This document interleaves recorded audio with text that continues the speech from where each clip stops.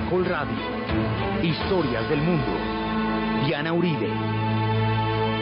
Buenas, les informamos a los oyentes de Caracol que quieran ponerse en contacto con los programas, llamar al 245-9706, 245-9706 o escribir a los emails de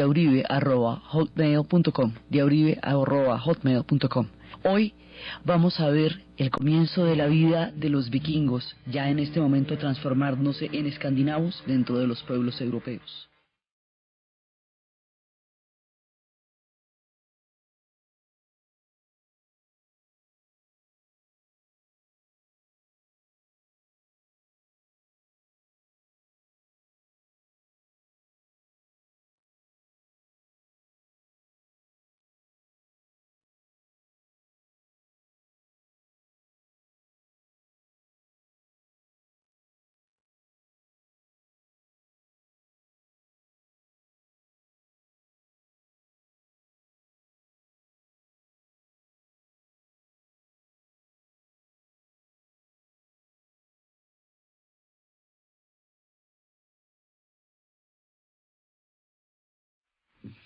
Habíamos visto la vez pasada cómo eventualmente la vida de los vikingos como específico grupo histórico termina fusionándose con el mundo de los europeos. Para allá iba la cosa, y en ese momento su historia participa siempre de la historia europea, pero con particularidades. Los vikingos siempre van a ser diferentes porque las soluciones y la manera de asimilar las influencias y la manera de entender las corrientes que vienen de Europa son distintas para ellos, porque sus orígenes vikingos, sus instituciones políticas, su carácter libertario, su espíritu individual, su manera de entender el mundo y la sociedad van a prevalecer en el inconsciente social, político y colectivo de estos pueblos para siempre, y van a hacer que se distingan muchísimo de los europeos, aunque vayan a vivir con ellos las mismas aventuras que ellos vivirían. Entonces, nosotros entramos a un punto en que termina propiamente la historia de los vikingos y empieza la historia de los escandinavos, los pueblos de Skane. Skane es el nombre de la península, el nombre latinizado va a ser Escandinavia, y ahora vamos a hablar de ciudades como Copenhague, la ciudad de las bahías, vamos a hablar de ciudades como Estocolmo, la ciudad de las estacas, que son donde van a habitar los antiguos pueblos de las bahías o los pueblos del mar, que es lo que significa vikingo, pueblos de las bahías. Entonces, resulta que nosotros primero habíamos visto cómo ellos se cristianizaban, cómo sus dioses morían. Entonces, al morir sus dioses, pues ellos, estábamos viendo, van a aceptar la nueva religión porque en la suya los dioses murieron. ¿Qué pasa? Esta nueva religión cristiana tiene una serie de elementos que los hacen compatibles.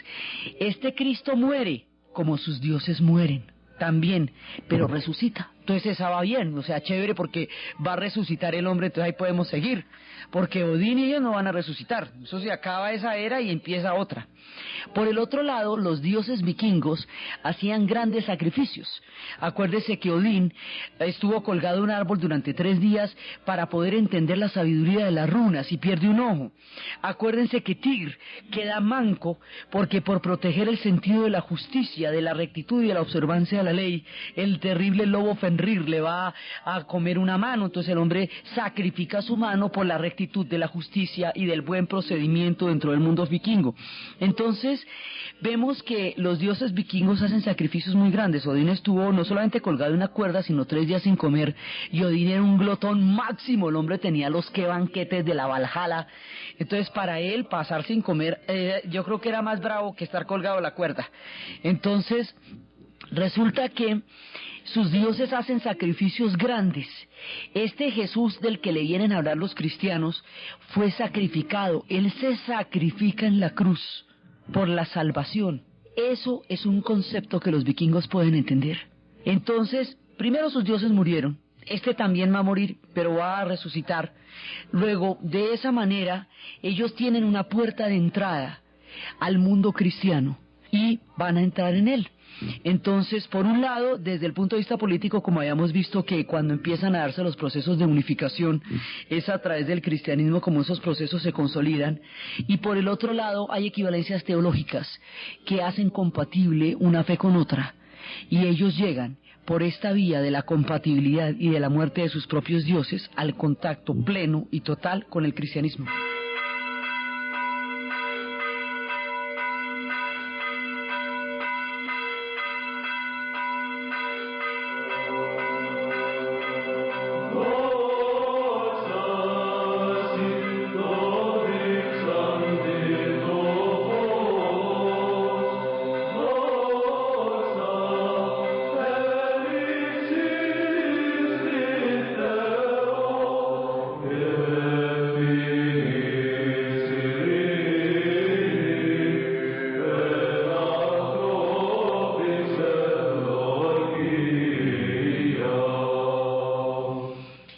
Ya metidos en el cristianismo, empiezan a relacionarse con las instituciones europeas y empiezan a meterse dentro del mundo de los europeos. Empieza a suceder una cosa que es una renovación de las culturas alemanas. Alrededor de las costas alemanas, en el Mar del Norte y en el Mar Báltico, sobre todo en el Mar Báltico, va a surgir una poderosísima organización, una organización comercial, empresarial, de una pujanza y de un alcance que va a ser vertiginoso.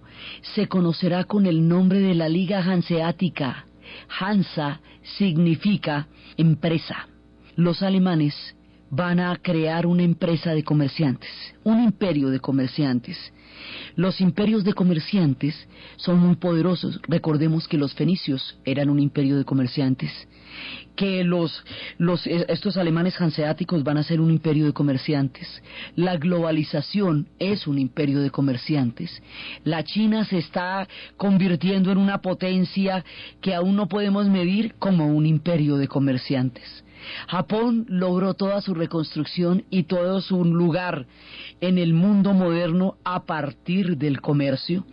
Esto, digamos, es una de las posibilidades enormes de la civilización humana, son los pueblos comerciantes.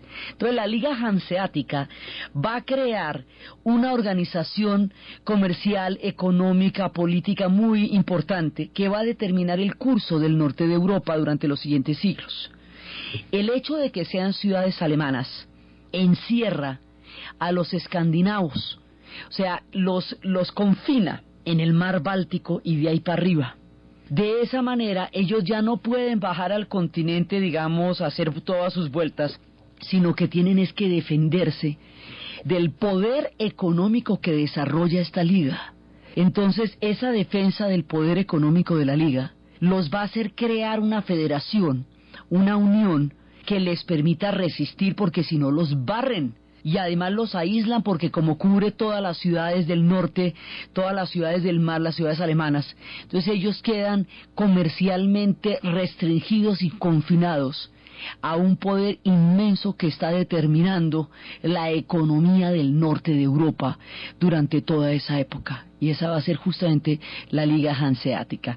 Todas estas grandes ligas, la Liga Hanseática, el Mediterráneo, la misma ruta de la seda y lo que fueron los mares interiores del Sahara, van a ser las rutas a través de las cuales el viejo mundo se comunicaba y comerciaba, y van a ser muy poderosas y muy importantes hasta el día en que el descubrimiento de América haya convertido a estas rutas en mares interiores y haya creado las mega autopistas al Atlántico, y ya entonces la historia de estos pueblos pasa a un segundo término. Pero mientras eso sucede, son los dueños del balón, o sea, los alemanes primos, porque ahorita ya como armaron tantas naciones en su expansión y en su proceso vikingo, pues de aquí para adelante con todo el mundo que se va a enfrentar son primos de alguna u otra manera, o porque son normandos, o porque son varegos, o porque son germanos.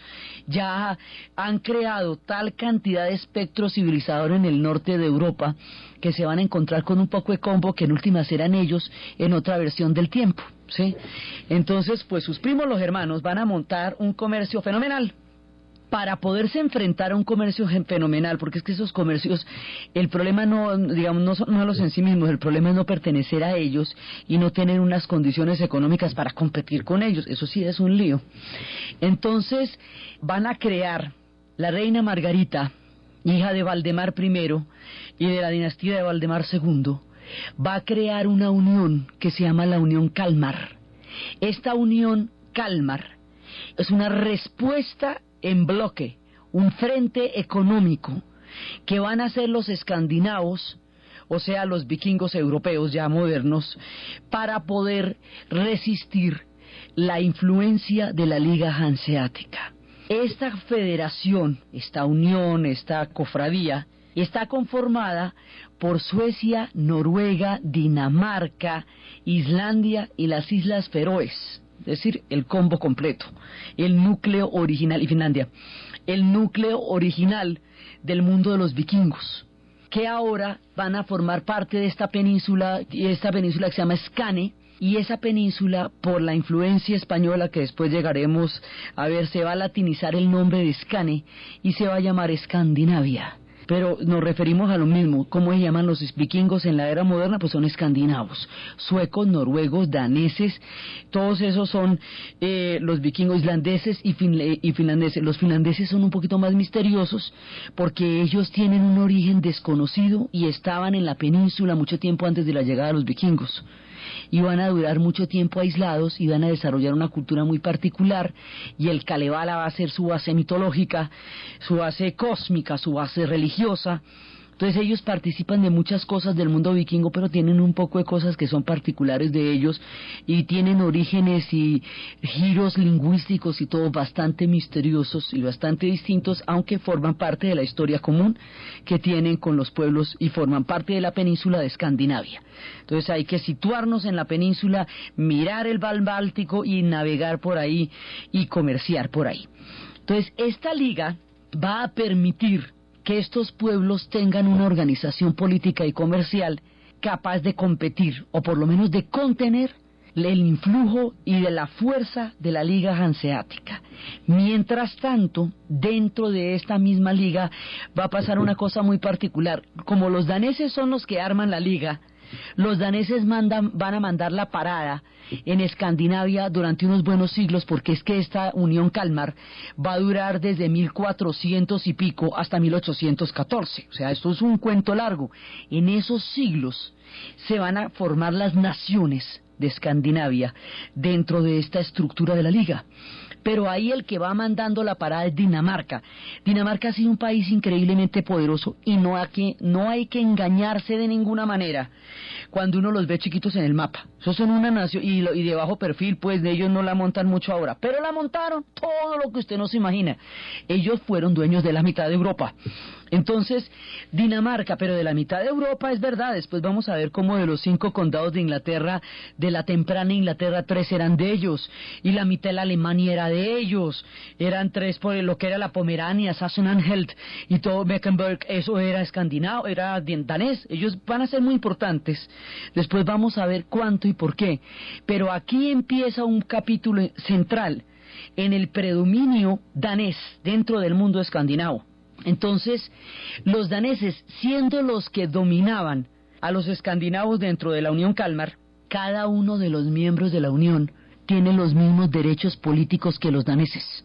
Ninguno de ellos va a estar subordinado en términos de derechos porque son vikingos, y los vikingos eran pueblos libres e igualitarios. Entonces las instituciones que van a desarrollar de aquí en adelante van a conservar ese mismo espíritu del Alten y de toda la manera como los vikingos se entendieron con el mundo, porque eso va a continuar. Entonces, ¿qué eso quiere decir?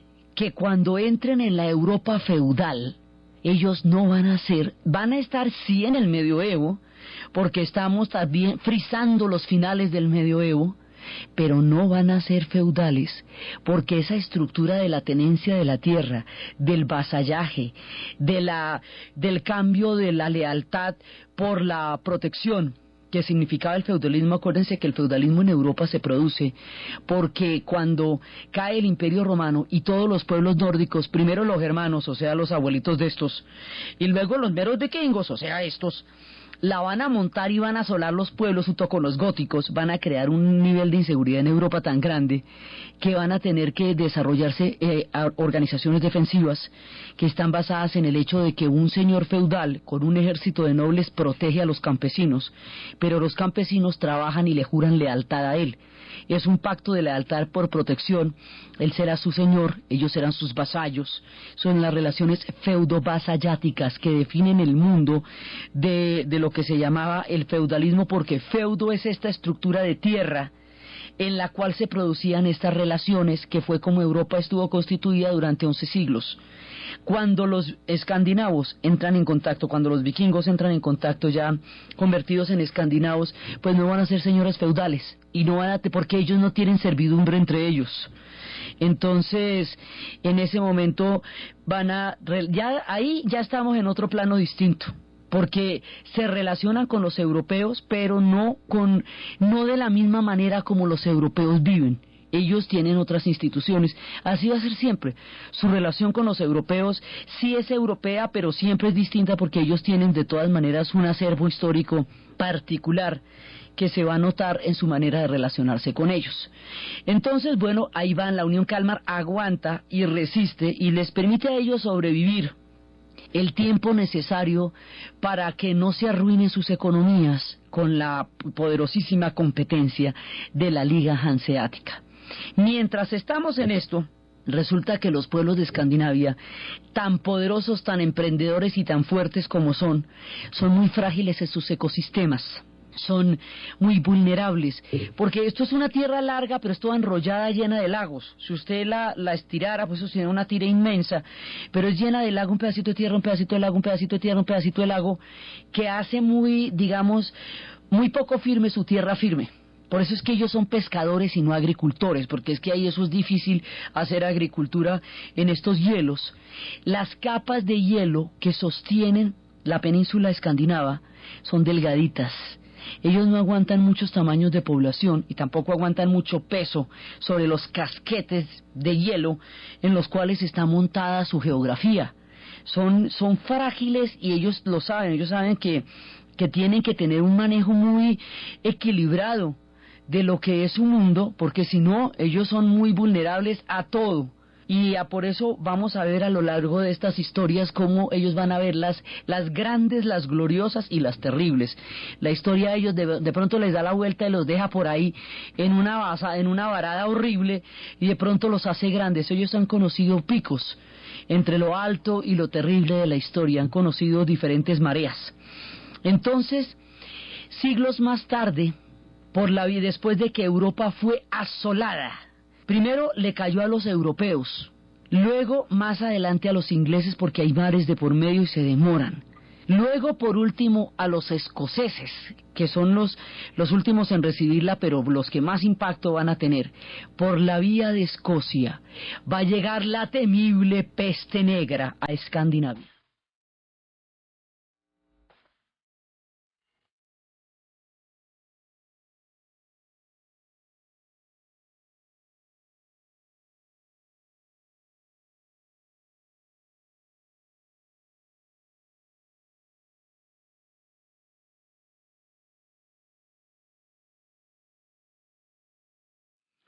Llegan por Escocia la peste negra a Escandinavia. La peste negra se llama así por varias diferentes teorías. Procede de Italia, llega por el Mar Negro, va subiendo y va llegando hasta allá y la transmiten las ratas a través de las pulgas. Esa peste realmente son 3 diferentes tipos de enfermedades: la peste bubónica, la peste neumónica y la peste por envenenamiento de la sangre. Y se le llama la peste negra o porque proviene del Mar Negro, por ahí es donde dicen que empezó, o porque las ratas eran negras las que la transmitían, o por el vómito negro que produce la tercera modalidad, la tercera cepa, que es la del envenenamiento de la sangre. Entonces, la peste bubónica es la que produce los bubones, estas inflamaciones de los ganglios que después se van a volver llagas. La peste neumónica es la que produce esa afección tan profunda a los pulmones, y la otra, la del envenenamiento de la sangre, es la que va a producir el vómito negro, que es una de las razones por las cuales se llama la peste negra. Esto va a ser muy asustador porque se transmite a través del aliento, a través de la saliva, así que el nivel de contagio es altísimo.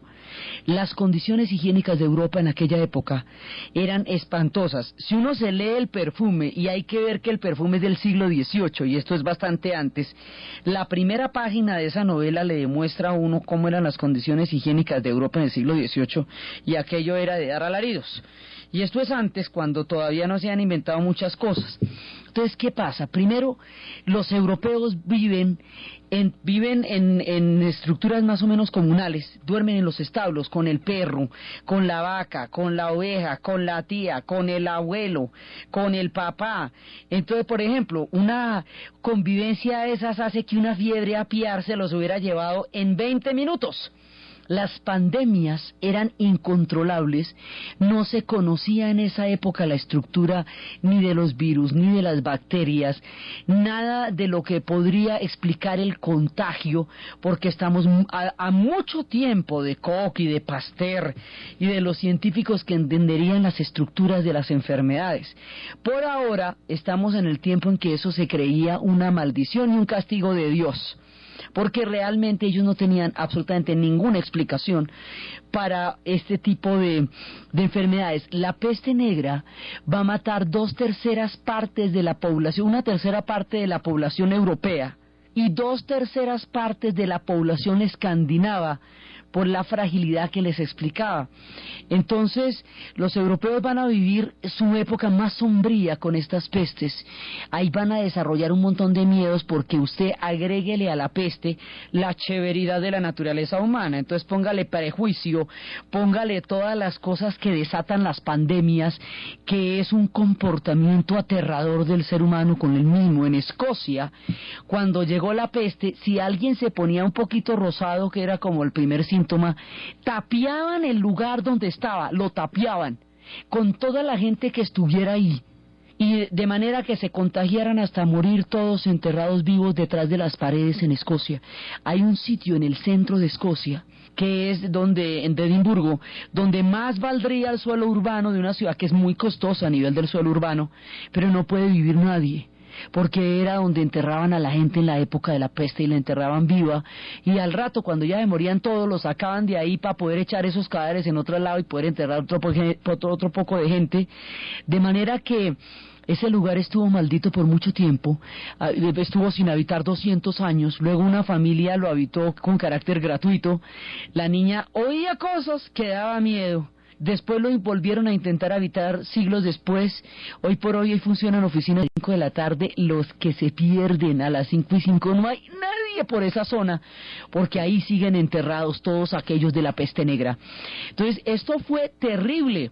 Fue la época en que se escribieron los cuentos, el de Cameron, precisamente, era meterse a contar cuentos. Eso se utilizó mucho en las abadías, y los cuentos de Canterbury también hacían alusión a meterse a contarse historias durante el tiempo que pasaba la peste, porque era una manera primero de estar aislado, porque era muy peligroso el contagio, y segundo, de pasarla bueno mientras se acaba el mundo, porque no es que esto era hasta que buenamente la epidemia diera la curva y empezara a pasar, porque no había la menor defensa. Entonces, cuando esto llega, inclusive aquí con lo de la naturaleza humana, que les cuento que es un ingredientico bastante complicado para los procesos históricos, sobre todo para las pandemias, va a pasar una cosa terrible. Los judíos van a ser bastante menos vulnerables a la peste. ¿Por qué? Porque sus condiciones higiénicas son óptimas, siempre han sido muy buenas, son pueblos del desierto que aprendieron a manejar unos hábitos muy saludables, porque nacieron en climas y en geografías durísimas, y esas geografías, esas costumbres las van a llevar a Europa. Entonces ellos se bañan, porque los otros no se bañaban, no es que se bañen mucho, pero no se bañaban. Y en eso hacía mucho más difícil, no había condiciones de higiene. Entonces los judíos sí se bañan. Los judíos no duermen en los establos, no tienen esa mezcla, ese hacinamiento con los animales, comen de una manera diferente, tienen otras condiciones que para ser proclive el clima de contagio de la pandemia los hacía muchísimo menos vulnerables, porque sencillamente tenían muchas mejores condiciones de higiene. Como eran menos vulnerables, como caían en menos proporciones, y esto estaba rodeado ahí sí de la superstición, del puro miedo convertido en ley, que es lo más peligroso que le puede pasar a una sociedad, es convertir el miedo en ley, porque de ahí no salen sino monstruos. En ese momento empiezan a culpar a los judíos de haber traído la peste negra, porque son menos proclives a su contagio. En novelas como Narciso y Golmundo de Hermann Hesse hay un personaje que se llama Sara, una mujer a la que le han quemado su familia, pensando que de esa manera aislaban no el germen de la peste, no existe ese concepto, sino era una manera de aislarse de la peste. Se trató de la peor manera posible, y los judíos sufrieron episodios de persecución terribles simplemente porque sus condiciones de higiene los hacía mucho más saludables frente a una pandemia de estas, y con el antisemitismo que existía en la época, ellos llevaron del bulto con la peste negra.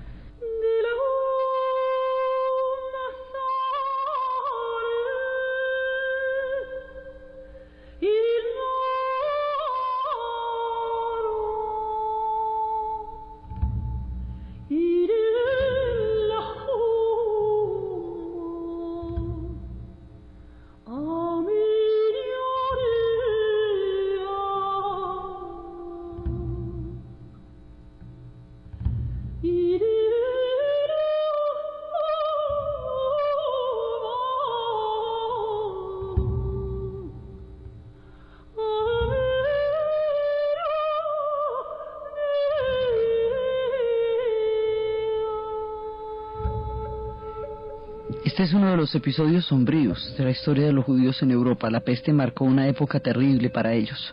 Otras muchas formas de persecuciones se desatarían. Cuando la peste llega a Escandinavia, va a formarse de la siguiente manera, y ellos no se van a poder defender. Resulta que con esos fríos que tienen los escandinavos, pues esos hielos de los que hemos hablado tanto, ellos utilizan unos calzoncillos de lana largos durante el invierno. Usted no puede lavar esos calzoncillos de lana en el invierno porque no se le van a secar jamás. Ponga el experimento y verá que no se me puede. Entonces no los puede bañar sino hasta la primavera. Entonces los va a tener puestos todo el tiempo. Incluso si tiene varios pares le toca tenerlos puestos y repetirlos. La peste llega a través de las pulgas que vienen en el lomo de las ratas.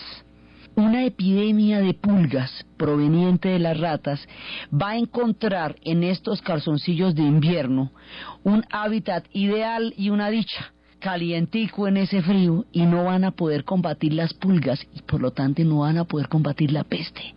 Y como su población es frágil, sus tamaños de población no son muchos, nunca lo han sido, no lo son ni siquiera ahora, y son poquitos más bien, entonces la peste se lleva 2/3 partes de la población escandinava. Esto hace que la poca gente que quede sea dueña de la tierra, porque no hay mucha tierra tampoco, no hay mucha gente ya. Entonces eso también los va a alejar del feudalismo y los va a hacer en general propietarios de la tierra. ¿Qué quiere decir?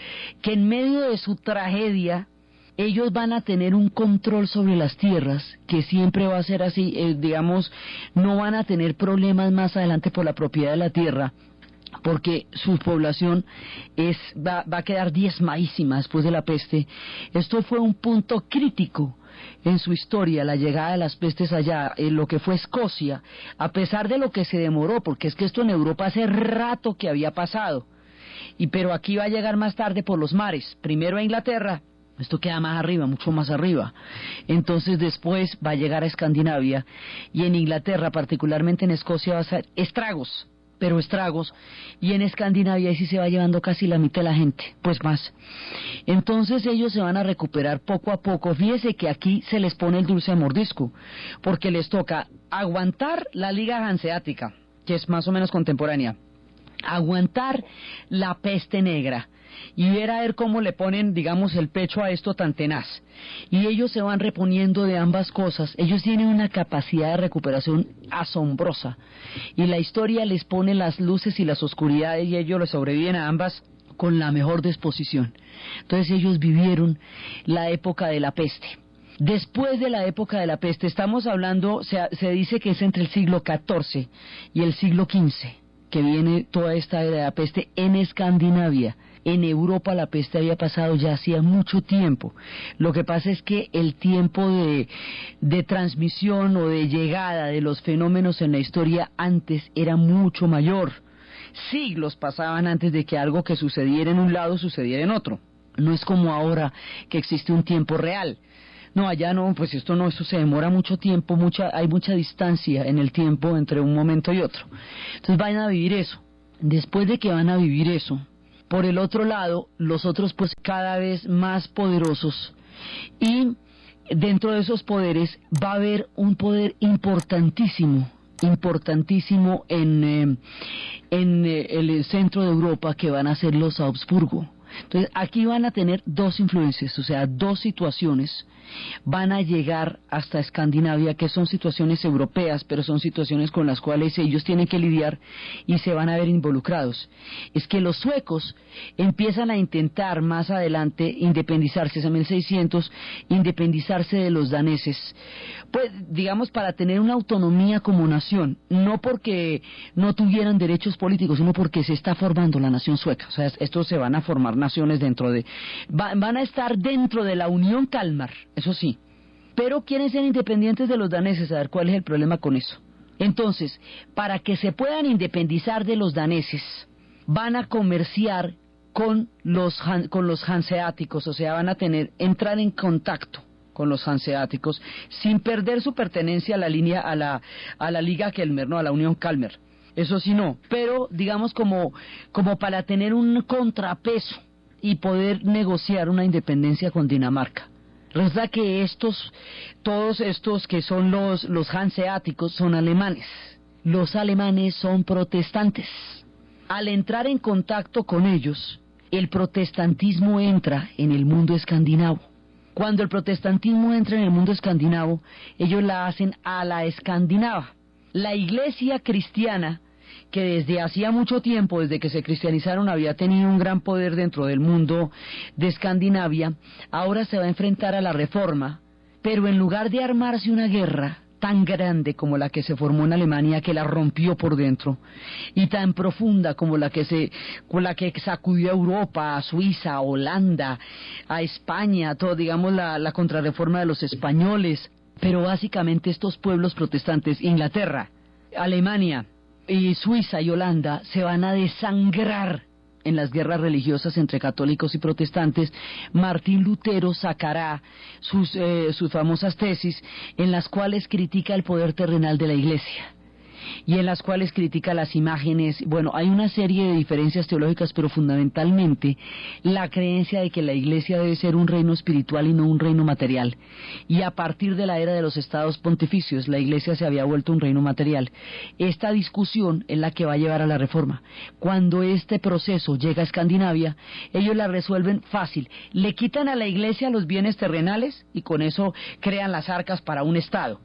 Pero la dejan, se vuelven protestantes. La cabeza va a ser protestante, pero ellos van a separar tempranamente, y aquí hay un secreto colosal, ellos separan tempranamente el poder de la Iglesia del poder del Estado. Eso a Europa le va a tomar mucho tiempo.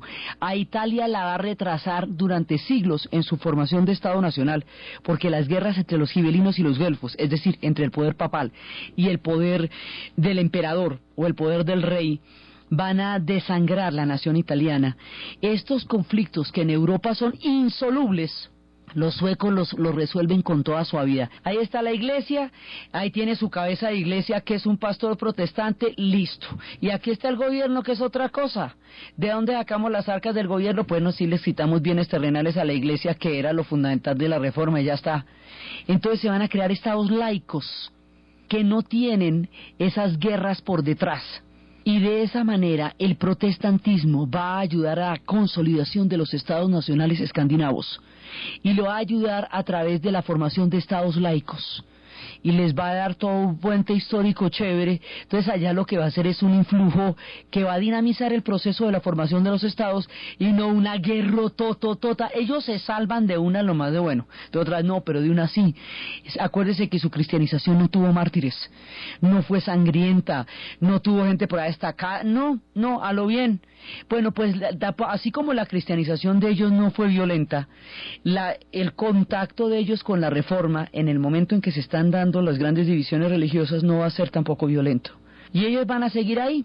Pero entonces hay un momento en que se van a presentar un proceso de expansión grandísimo de los Habsburgo, de la Casa de Austria que está gobernando el centro de Europa. Los Habsburgos se quieren tomar el mundo, como en la época de Pinky Cerebro, ellos se quieren tomar el mundo. Y se quieren expandir por toda Europa, y han hecho este pacto con los españoles en la época de Juana la Loca y Felipe el Hermoso, y han creado un imperio que abarcaba toda Europa, y es el famoso imperio de Carlos V, donde no se ocultaba el sol, que era Carlos V de un lado y Carlos I del otro. Ese imperio austriaco va a llegar a convertirse en un poderío enorme que va a determinar la historia de la Europa continental. Su proceso de expansión amenaza a Francia. Francia en ese momento ha empezado un proceso. Esto empezó con Juana la Loca y Felipe el Hermoso y con Carlos V, pero ya aquí llevamos tiempo, nos estamos acercando hacia 1618. Entonces, en ese momento, en Francia, empezó la figura de Richelieu. Va a empezar un proceso que lo va a culminar, lo va a continuar Mazarino y lo va a llevar a cabo Luis XIV, que se conocerá como el absolutismo monárquico. Entonces, lo que menos quiere Francia es que los Habsburgo la vayan a incluir en su lonchera, eso no le interesa. Y como tiene a Austria embistiéndola y a España en las orejas, pues no le parece chévere. Entonces, aquí se va a forjar una guerra muy grande que se llama la Guerra de los 30 años. Y se llama de los 30 años porque es que es de 1618 a 1638. Va a durar 30 años, va a ser una guerra devastadora, la última de las guerras religiosas. Es posterior a las guerras de la Reforma propiamente dichas, pero tiene un trasfondo religioso importante. Esta guerra empezará no por un florero, sino por un cristal. El epicentro de esta guerra va a ser Bohemia. El reino de Bohemia, que actualmente forma parte de la República Checa, fue el epicentro por donde estalló la Guerra de los 30 años. Entonces, ¿de qué se trata? Se trata de impedir que los Habsburgo se comen el resto de Europa, pero como los Habsburgo son católicos, entonces esta guerra va a unir a un montón de protestantes contra los Habsburgo, los va a unir para formar una coalición. Entonces se meten los daneses, pero rápidamente van a ser derrotados. Se meten las provincias, los reinos protestantes de Alemania, porque Alemania también tiene reinos católicos. Luego Baviera, que es el reino católico, está del lado de los Habsburgo, y los reinos protestantes están del otro lado. Bohemia es el lugar. Bohemia era una región próspera, rica, con 3 millones de habitantes, bacana, bonita, cristalina, con sus lindos cristales. Bohemia va a ser la víctima más importante de la Guerra de los 30 años, porque cuando termine Bohemia va a estar en palos. Entonces, resulta que aquí se van formando bandos. Por un lado están los Habsburgo con los bávaros, que son los alemanes católicos, y con los españoles, que son sus aliados. Y por el otro lado están los daneses, que se meten de entrada, pero van a resultar ahí como derrotados. Los holandeses, que van a estar en una pelea con España, la cosa más dura. Durante muchísimo tiempo los españoles intentaron someterlos y convertirlos en católicos, y los holandeses son protestantes de toda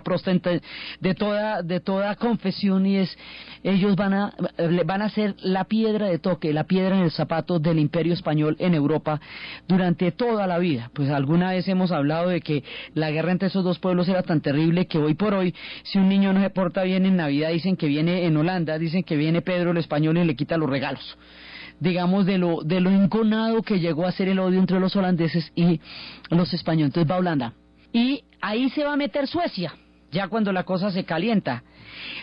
Como dura 30 años, esto tiene un montón de fases. Cuando se mete Suecia, antes de la entrada de Suecia, que ya está empezando a existir como nación, el rey Gustavo Adolfo es el que va a mandar ejércitos. Antes de la participación sueca, existía una ley en la cual los soldados solamente se pagaban de lo que pudieran robar de la población que atacaban, la ley del pillaje. Entonces llegaban los soldados, ganaban la batalla y se alzaban con todo, con las copas, con los relojes, o sea, el saqueo como paga, mire a ver. Entonces hay leyes de nada, ¿me entiendes? Eso no es nada. Entonces la población civil es un botín, queda metida en una guerra de 30 años, una guerra larga, agónica, terrible, una guerra sin salida, una guerra enorme. Y los pueblos se acostumbran a una guerra de esos donde una cosa terrible va a ser esa guerra. Cuando se meten los suecos, el rey Gustavo Adolfo va a crear un ejército profesional, un ejército que es pagado por la corona sueca y que por lo tanto no se va a meter en el pillaje y que se va a dedicar a la victoria. Entonces eso va a hacer que sean muy eficientes, muy disciplinados, que sean muy buenos soldados y que ganen. Y Francia, viendo el poder de expansión de los Habsburgo, se va a aliar con el mismísimo demonio desde el punto de vista francés, se va a aliar con los turcos otomanos, ni más ni menos, porque esos son los enemigos de Austria. El imperio austriaco y el imperio austrohúngaro se están disputando Europa, austríaco en este momento, durante mucho tiempo. Esa era la pelea por los Balcanes, por todo eso es la pelea entre estos dos imperios. Entonces se alían con los turcos, que son musulmanes, cuando los franceses fueron los que hicieron las cruzadas. Esos franis fueron los que hicieron las cruzadas, ahora se alían con los musulmanes, si es el caso, con tal de quitarse a los austríacos de encima. Y los suecos se van a aliar con los franceses. Entonces al final esto va a determinar la correlación de fuerzas. Van a ganar la guerra. Cuando ganan la guerra, Bohemia ya no existe. Quedan 20 gatos allá, o sea, quedan 200.000 personas de lo que antes fueron 3 millones de habitantes, y el reino próspero, que todos se disputaban por repartirse, ya no existe, ya no es próspero, ya no está, que es lo que le pasa a un pueblo cuando se mete en una guerra interminable. Entonces, la guerra de los 30 años va a ser un descalabro como guerra, pero le va a dar la hegemonía a los suecos, y ahí empieza a cambiar la correlación de fuerzas. Los daneses fueron tempranamente derrotados en esa guerra, entonces van un poquito de capa caída, y los suecos, que fueron los que ganaron la jugada, van a quedar en una supremacía, y empieza una era de florecimiento de los suecos. La era de florecimiento de los suecos va a durar un rato, hasta que al otro lado del Val, mirando por los caminos del Volga, de sus primos los varegos, de aquellos que habían formado la nación de Rus, vendría el hombre que acabaría con la hegemonía de los suecos. Del otro lado del mar, después de que la dinastía varega había perdido su linaje en un ataque de rabieta de Iván el Terrible, que fue y mató al heredero y dejó a los varegos en una dinastía, surgiría una nueva dinastía. Esa nueva dinastía se llamaría Romanov. Y de la dinastía Romanov, que ya no es varega, ya es rusa, va a surgir un tipo grande en todo sentido, descomunalmente alto, gigantesco, mentalmente impresionante, políticamente fantástico, que es un hombre que va a tener una guerra terrible con los suecos. Su nombre es Pedro el Grande, y este es el encuentro de los suecos con el pueblo ruso.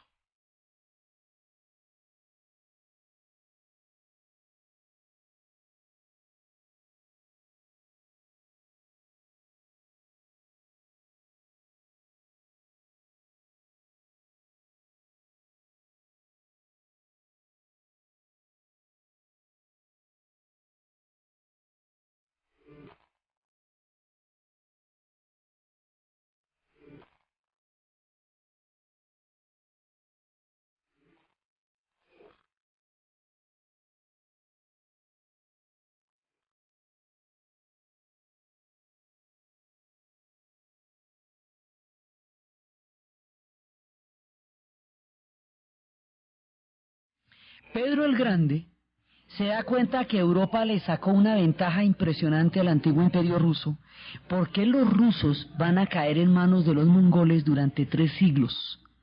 Los mongoles van a acabar con la Rusia de Kiev, la madre de la Rusia de los varegos, la van a acabar. y luego esa Rusia se va a trasladar a Moscú, y durante 2 siglos van a estar más de 2-3 siglos. Los mongoles rusos se llaman tártaros, por eso son difíciles de rastrear, y eran los que hicieron los famosos canatos, los canatos de Crimea, entonces los grandes canatos. Entonces resulta que los canatos de Siberia, estos mongoles van a parar el reloj del Asia. ¿Se acuerda que en el Asia venían todas las grandes civilizaciones y de pronto parecería que se apagan y Europa empieza a florecer? Es que los mongoles pararon el reloj. Como llegaron a las más grandes, llegaron a Rusia, llegaron a China, llegaron a Persia, llegaron a Irak, llegaron pues en la época de la gran era de Bagdad, todo eso. Entonces ellos en un momento dado van a parar su reloj, los van a trazar durante siglos. En esos siglos de atraso, en ese tiempo que se gasta el Asia tratando de combatir a los mongoles, Europa entra en el Renacimiento. Y Europa entra en unos adelantos terribles, unos adelantos enormes, y va a darle la vuelta a la vida. Entonces le da la vuelta a la historia, porque uno se pregunta, ¿y por qué, si estos eran tan duros, quedaron atrás, y los europeos que estaban en palos y todos los pueblos saliendo corriendo unos de otros, ahora se van a volver los duros del paseo? Pedro el Grande se da cuenta de que esto pasó. Dice, hay que ponernos a tono con Europa, o si no Europa nos va a tragar. Y en Europa hay un poco de gente grandísima. Los holandeses son unos duros, hay que ver cómo es que navegan, para qué y de dónde, cómo es que navegan de bueno. Los suecos son un pueblo impresionante. Entonces nos vamos a agarrar con los suecos. Entonces, por un lado, Pedro el Grande inicia una era de modernización muy importante. Él va a traer los grandes arquitectos, los grandes científicos. El mundo del norte ha desarrollado un gran conocimiento científico. A lo largo de estos siglos se han descubierto muchas cosas, incluso durante la época de la Guerra de los 30 años, que hubo una persecución y una merma en el pensamiento científico. Fue cuando Leibniz decidió que los humanos eran tan desagradables con esto de las guerras, que él se iba a meter en un asunto donde no tuvieran que ver los humanos para nada. Si yo más bien me invento el cálculo infinitesimal, porque esto de los humanos me parece hartísimo. Baruch Spinoza también quedaría ensombrecido por todas esas guerras, pero el asunto es que ahí hay una riqueza científica, un conocimiento que Pedro necesita. Pedro dice, hay que modernizar Rusia. Entonces a la brava le quita las barbas a los boyardos. Considera que la clase de los campesinos ricos, que eran los boyardos, los terratenientes, son los que son un factor de atraso en Rusia, y les va a dar durísimo. Y para sacar a Rusia al Báltico, hay que europeizar Rusia. Entonces, por un lado, a través de las costumbres, a través de lo que va a ser el conocimiento, la importación de conocimiento, hoy lo llamarían transferencia de tecnología, la importación de conocimiento de esa época, pero por el otro lado hay que expandir y sacar a Rusia a Europa. Hay que tener un puerto ruso en los mares bálticos. Y para eso hay que agarrarse con los suecos. Entonces, por esas tierras decían que eran de los finlandeses y de los suecos. Eso dicen los suecos y los finlandeses. Los rusos dicen que ellos se las habían usurpado. Y el asunto es que empieza una guerra descomunal. Pedro el Grande le declara la guerra a Suecia, y esa guerra va a ser tan aterradora que le va a quitarle la brillantez. O sea, ahí empieza el ocaso de los suecos. Después de esa guerra van a quedar terriblemente derrotados, y Pedro el Grande necesita ratificar ese triunfo con broche de oro, con los prisioneros suecos atravesando en el hielo miles de kilómetros a pie, cantidades de tierra a pie, con los campesinos, con el trabajo forzado, con los huesos de miles de hombres. Durante muchos años, Pedro el Grande, desde una modesta casa de madera, con un gigantesco proyecto que nunca fue personal sino ruso, va a crear una ciudad, la más bella y la más resplandeciente, probablemente de las ciudades que hoy existen en el planeta. Su belleza hiere la mirada, una de las ciudades más fantásticas, que parece una visión del grado de perfección y de belleza, porque ya tenía toda la síntesis del Renacimiento que los europeos habían acumulado. Se trajeron los arquitectos renacentistas, trajeron a Rastrelli y le dijeron, haga lo que quiera, píntela como quiera y póngala como quiera.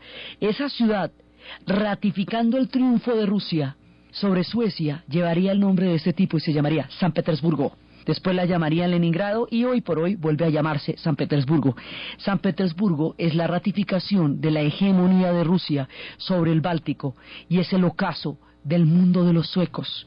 Y como si fuera poco, va a ser un palacio que se llama Peterhof, que es toda una oda a la grandeza de Pedro y es humillando a los suecos. No es un sitio turístico para los suecos, porque todas las fuentes y todas las pinturas y todas las alusiones son una reiteración de la derrota de los suecos. Entonces, si hay un animal mitológico venciendo a un monstruo, el monstruo es sueco. Si hay, así es una